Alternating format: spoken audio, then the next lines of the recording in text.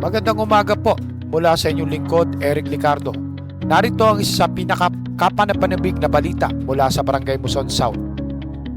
Noong nakarang Sabado, Hulyo 5, 2025, isa makasaysayang araw ng naganap sa ating barangay ang pagkatatag ng Muson South Federation of Senior Citizens. Pinangunahan nito ni Kapitan Edgar E. Celis. Nagkaharap-harap, nabanggit ko naman sa inyo mga kadahilanan kung bakit kailangan tayong kumailalim dun sa samahan. Okay? So, siyempre, ang tanggapan na siya na nasiwa sa mga senior citizens sa Del Monte. Ating pong palapangan naman, ating panangingin umaga, si Konsehala Kasama si Kagawad Cecil Astor, Committee on Social Services. Layunin ng pagbuo ng federasyon na pag-isahin ang lahat ng senior citizen sa buong barangay upang mas mapabilis at mapaayos ang pagpapatupad ng mga proyekto at programa para sa kanilang kapakanan.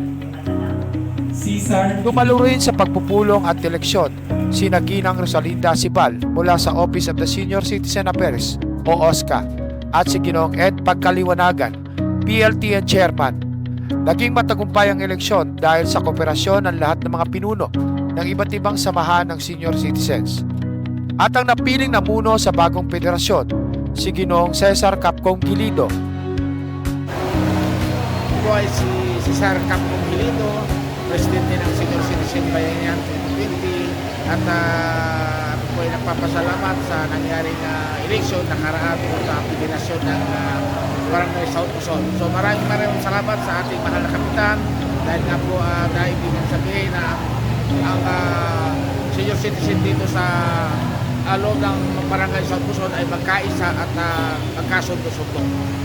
At yun, ano po yung ano nyo, yung future plan nyo po sa ang federation? Ng aming samahan ng ang federasyon ay magkaisa po sa ating Barangay South Muson. At para po ang lahat po ng senior citizen po ay hindi nagkakawatak-watak at nagkasama-sama at nagkasundo-sundo dito po sa loob ng Barangay South Muson. Yun, maraming salamat po, Pangulo. Congratulations po. Thank you po, maraming salamat.